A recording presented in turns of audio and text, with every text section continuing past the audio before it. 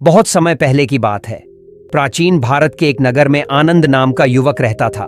आनंद का जीवन बाहर से सामान्य दिखता, मगर भीतर से वह हमेशा बेचैन और दुखी रहता। कभी उसे अपने बीते कल की गलतियां सालती तो कभी भविष्य की चिंता सताती। आनंद सोचता, काश मैं समय को रोक पाता, काश जो गलतियां हुई उन्हें मिटा पाता, काश मैं जान पाता कि जीवन में असल में सबसे अनमोल क्या है। उसी नगर में एक दिन यह समाचार फैला कि महात्मा गौतम बुद्ध अपने शिष्यों के साथ नगर के बाहर वन में ठहरे हैं। आनंद के मन में आशा की किरण जागी। अगले दिन वह सीधे बुद्ध के पास पहुंचा। आनंद ने विनम्र होकर कहा, भगवान, मैं बहुत परेशान हूं। मेरा मन कभी अतीत की गलतियों में डूबा रहता है, कभी भविष्य की आशंकाओं में। मैं जानना चाहता हूं, इस जीवन की सबसे मूल्यवान चीज क्या है? कृपया मेरा मार्गदर्शन करें। बुद्ध ने शांति से मुस्कुराते हुए कहा, आनंद, तुम्हारे प्रश्न का उत्तर तुम्हारे भीतर है। चलो, मैं तुम्हें मार्ग दिखाता हूं। वे दोनों पास की एक बहती नदी के किनारे पहुंचे। वहां की हरियाली, पक्षियों की मधुर ध्वनि और बहते जल की सरसराहट वातावरण को पावन बना रही थी। बुद्ध बोले, आनंद, इस शांत जल में अपना चेहरा देखो। आनंद ने झुककर देखा, मगर तभी एक मछली छलांग लगाकर पानी में लहरें पैदा कर गई। चेहरा धुंधला हो गया। बुद्ध ने पूछा, क्या तुम अपना चेहरा देख पा रहे हो? आनंद बोला, नहीं भगवान, पानी हिल गया है।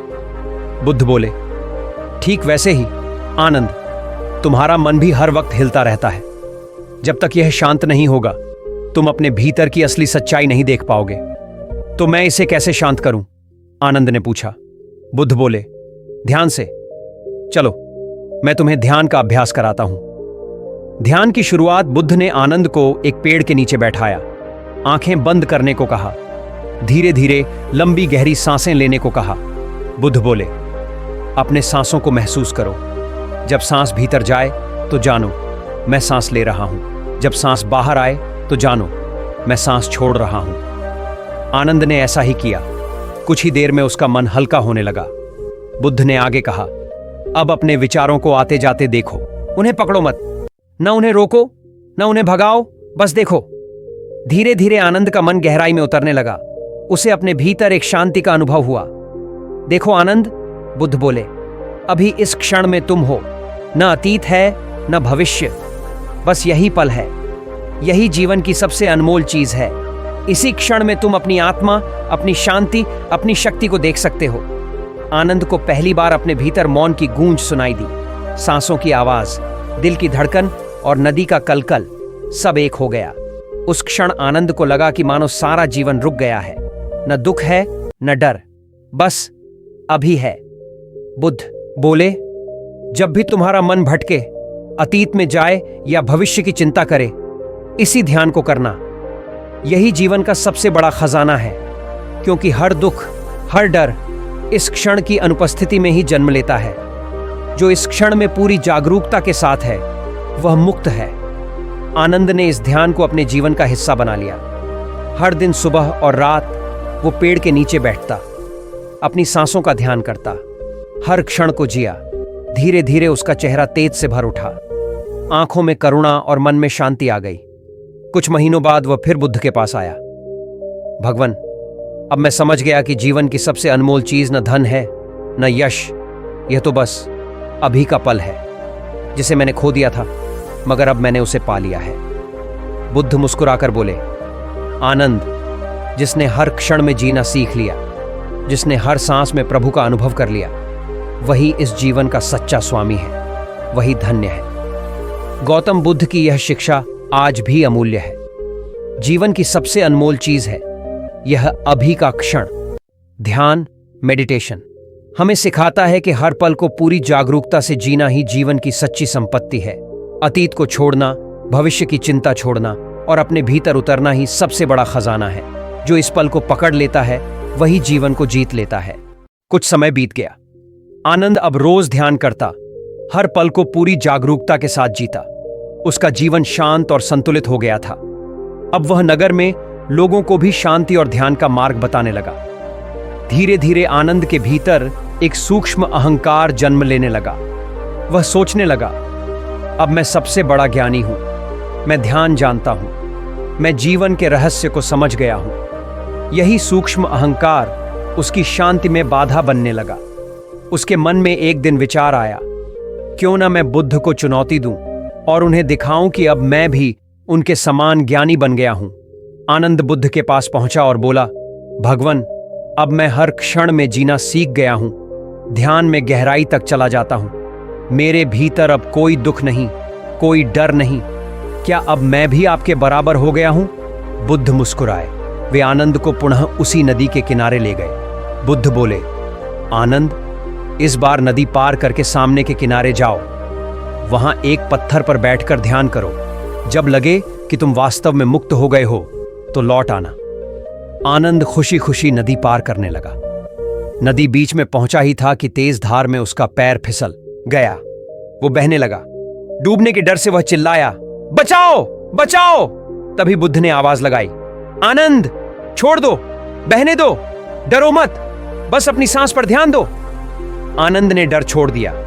उसने आंखें बंद की, सांस पर ध्यान केंद्रित किया। धीरे धीरे वो धार में बहते हुए किनारे तक आ गया। उसने देखा, उसके भय, उसका अहंकार सब नदी की धार में बह गए। वो रोते हुए बुद्ध के चरणों में गिर पड़ा। भगवान, मैं समझ गया। मैं अब भी अपने भीतर अहंकार पाले हुए था। अभी में जीने का अर्थ सिर्फ शांति पाना नहीं, बल्कि पूरी तरह समर्पण करना भी है। मैं जब तक मैं को पकड़ कर रखूंगा, तब तक शांति अधूरी रहेगी।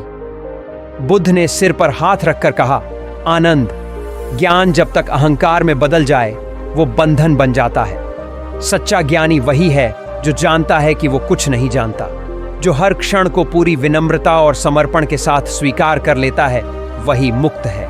इस कहानी से हमें यह सीख मिलती है कि केवल ध्यान और जागरूकता से ही नहीं, बल्कि अपने भीतर के अहंकार का विसर्जन करके ही हम सच्ची शांति और मुक्ति पा सकते हैं। जीवन की सबसे मूल्यवान चीज अभी है, मगर उस क्षण में भी मैं का त्याग जरूरी है। आनंद अब सच में बदल चुका था। ध्यान, समर्पण और विनम्रता ने उसे भीतर से निर्मल कर दिया था। अहंकार भी नदी में बह गया था, मगर एक प्रश्न अब भी उसके भीतर गूंज रहा था, आखिर मैं कौन हूं? क्या मैं यह शरीर हूं, यह नाम, यह विचार, या फिर कुछ और? एक दिन आनंद ने फिर बुद्ध से निवेदन किया, भगवान, मैं अब जानना चाहता हूं कि मैं वास्तव में कौन हूं, मेरा असली स्वरूप क्या है? बुद्ध ने मुस्कुराते हुए कहा, आनंद, इस प्रश्न का उत्तर कोई और नहीं दे सकता। इसका अनुभव स्वयं तुम्हें करना होगा।